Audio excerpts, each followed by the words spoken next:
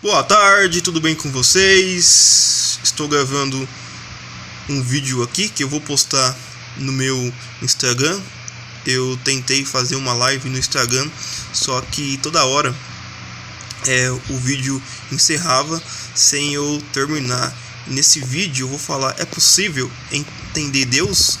É possível entender Deus?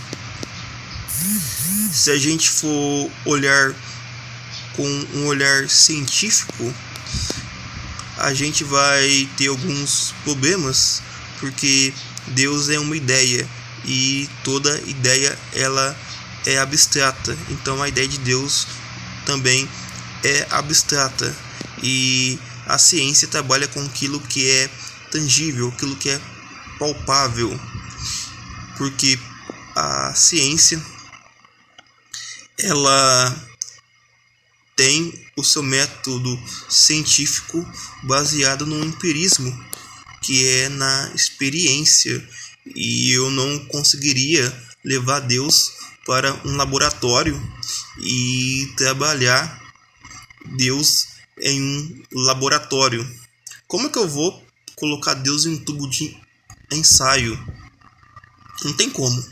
Então, cientificamente, a gente não consegue provar que Deus existe, e nem é possível conhecer Deus de forma científica ou tentar entender Deus de forma científica. É claro que a filosofia e a teologia vai dar uma base, vai dar um suporte que vai fazer com que a gente tenha argumentos que são argumentos teológicos e filosóficos, que vão ali tentar explicar quem é Deus e se Deus realmente existe. Se Deus existe, quais são as provas que Deus existe? As provas são as evidências que Deus ele existe.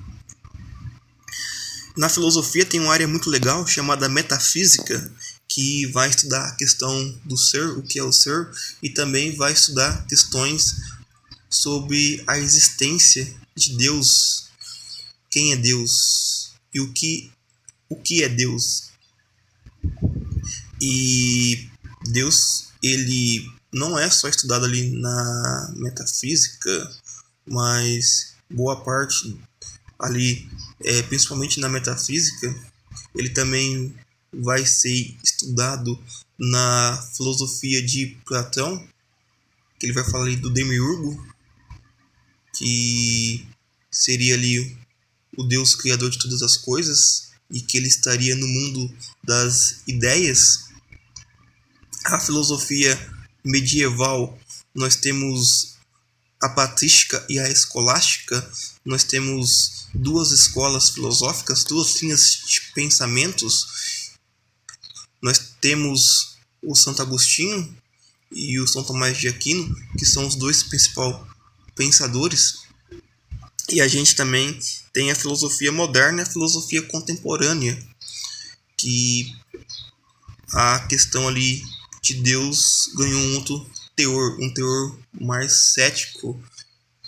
Claro que nem todos os filósofos contemporâneos e modernos eram ateu ou são ateu, mas a gente tem, por exemplo, o Søren Kierkegaard, filósofo dinamarquês ali do século XIX, que ele é cristão e acredita ali na existência de Deus.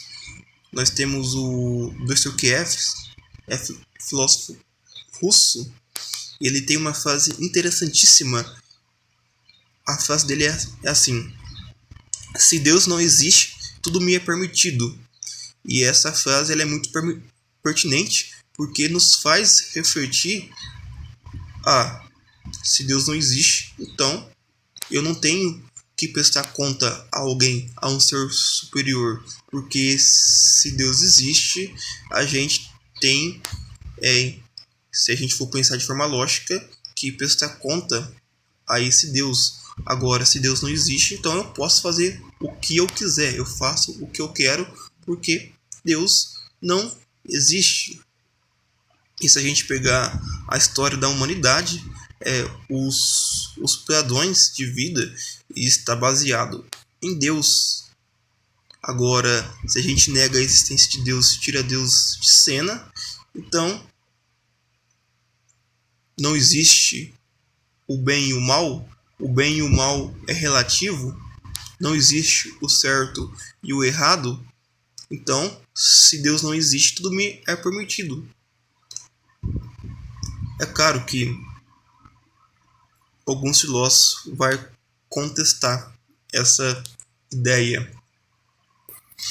É um assunto bem complexo falar sobre Deus. Eu estou aqui tentando resumir para o vídeo também não ficar muito grande, porque se o vídeo ficar muito grande vai levar praticamente ali 2-3 horas para esse vídeo aqui ser recarregado no Instagram. Eu quero também postar ele no YouTube e também no Facebook, das minhas redes sociais, mas é interessante de se pensar. Agora, a gente pode ali entender Deus de forma filosófica, de forma teológica, né, com argumentos filosóficos teológicos, né? Quem é Deus? Deus ali como um ser indivisível? Deus como um ser atemporal? Porque Deus ele é anterior ao tempo, um Deus que sua existência se sustenta nele, porque ele é uma causa incausável. Deus não foi causado por outra causa. Deus ele é autoexistente, ele existe por si só, ele sempre existiu, imutável, eterno.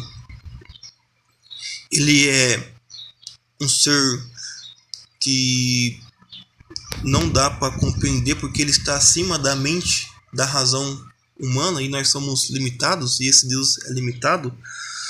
Mas e se Deus ele é limitado? E se Deus não é atemporal? E se Deus não é eterno? Aí ele não seria Deus, porque a gente pensa a ideia de Deus como um ser supremo. Então, se ele é superior, então ele tem que ser imortal, ele tem que ser eterno. Porque se Deus for criado por um outro Deus, então ele não seria Deus, seria um semideus, um filho de Deus. E Deus ele seria único. Ele seria o criador de tudo. Aí dentro do teísmo nós temos várias visões. Por exemplo, o panteísmo, que acredita que Deus está na natureza e que tudo que está na natureza é Deus. Então o rio, a árvore, se a gente pegar também as cachoeiras, os animais, o homem, né? Deus também está no homem. Então o panteísmo ele resume que Deus está em tudo, que Deus está em todos os lugares, na natureza, no homem, e que tudo é Deus. Essa filosofia nós chamamos de panteísmo. Tem o deísmo. O deísmo ele também é teísta, só que ele acredita que Deus ele existe, só que Deus ele não interfere na vida humana. Deus não faz milagres. Deus ele existe, mas ele não interfere na história, ele não interfere na natureza. E nós temos o politeísmo, que é a crença em vários deuses, que foi lá a religião da Grécia antiga, o politeísmo. No Egito também antigo tinha também vários, eles criam em vários deuses, em várias divindades, né? O politeísmo é a crença em várias divindades, né? E nós temos o monoteísmo, que é a crença em uma única divindade. Nós temos as 3 maiores religiões são monoteístas, que é o cristianismo, o islamismo e o judaísmo. Essas 3 religiões, elas são monoteístas. Elas creem que existe apenas um único Deus. É claro que no cristianismo nós temos ali a questão da trindade, que seriam 3 pessoas distintas, mas que ao mesmo tempo seriam uma única pessoa, a trindade. A trindade então seria Deus Pai, Filho, Espírito Santo. O Filho seria Jesus, mas Jesus ele seria Deus na segunda pessoa, e nós temos o Espírito Santo, Deus na terceira pessoa. Os três são Deus, então, mas seriam três deuses? Não, não seriam três deuses, mas sim um Deus. Só que nós temos ali três pessoas que formam um só. Então a Trindade, talvez muitos confunde a Trindade, né? Fala que a crença na Trindade é politeísta, que se trata de três deuses, mas não três deuses. Aí a gente pega a questão do cristianismo, que nós temos ali Jesus. Jesus é Deus, segundo a Bíblia, né? Existem versículos que deixam bem claro que Jesus é Deus. Por exemplo, lá em João, quando fala: eu e o Pai somos uma pessoa só. Quem conhece o Pai conhece a mim. E outros também versículos, se a gente for pegar ali o Gênesis, no princípio, o Bereshit, ali também no livro de João, o Bereshit, no princípio criou Deus os céus e a terra, está se referindo ali ao Deus Pai. Aí depois, no Novo Testamento, ali no livro de João, é usado o mesmo Bereshit no princípio. No princípio era o verbo era a palavra, e o verbo se fez carne, encarnou entre nós. Está falando ali da natureza humana de Deus, ou seja, ali é o Deus encarnado, que é o Emmanuel, Deus conosco. Então está se referindo a Jesus, está ali se referindo a Jesus. Então nós temos ali o Deus Pai ali revelado no Velho Testamento, Jesus ali, né, como Deus Pai, e agora Jesus com a natureza humana, já que ele veio à Terra, segundo ali, né, a visão do cristianismo. E ali a questão da prova da existência de Deus, provar a existência de Deus. É interessante porque cientificamente, como eu falei no começo, não tem como provar ali a existência de Deus. Mas a gente pode partir pelo pressuposto dos argumentos filosóficos. Se Deus ele existe, então quais são as evidências? A gente, quando olha para a natureza, a gente fala, tem um criador, alguém criou a natureza não está ali por acaso. Mesma coisa, um relógio. Se a gente olha para um relógio, a gente sabe que há um relojoeiro, alguém que fez o relógio, né? Então o relógio aponta para o relojoeiro, que seria o cara que criou o relógio. Então a natureza ela aponta para Deus. É alguém ali que criou a natureza. Claro que, né, cientificamente, né, o universo foi criado de uma explosão que eles chamam de Big Bang, né, em que a matéria teria gerado o Big Bang, e que o que gerou ali a matéria seria ali a energia que gerou a matéria, que seria ali o átomo, né, o átomo matéria. Mas como que um simples átomo, né, ia causar uma explosão que gera ordem no universo? Porque uma explosão não gera ordem, gera desordem, o caos. Então, se eu jogar uma bomba em uma cidade, ela vai destruir a cidade, não vai ali ordenar. E ver que o universo ele funciona em harmonia, né? Tudo se encaixa, né? É uma engrenagem ali, uma engenharia, né? Tudo calculado, e os cálculos, né, bater exato. Agora, se falar matematicamente, a possibilidade disso acontecer é de 0,1% de acontecer, né? E de onde que vem essa matéria, né? Já que, né, a energia não é possível ali de formar ali a matéria, né? Então, uma energia ali. E o que vem antes ali do tempo e do espaço? Porque o tempo e o espaço ali já existia. Mas quem criou o tempo e o espaço? São perguntas. Ah, Deus. Só que aí vão argumentar os ateus, né? Ah, mas quem criou Deus, né?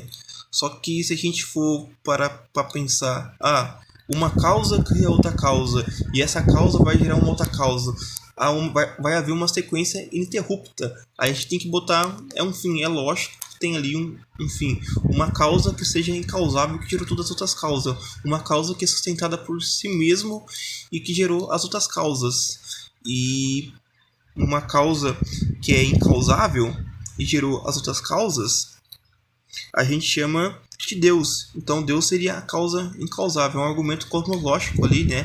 A questão da ideia de Deus, já que nada surge do nada, né? Porque, né, não tem como algo surgir do nada. Então teria que ter alguém ali, né, que teria todo o poder, né? E que seria eterno, que sempre existiu. E isso a gente chama, né, atribui a um ser divino que seja Deus. Então Deus como uma causa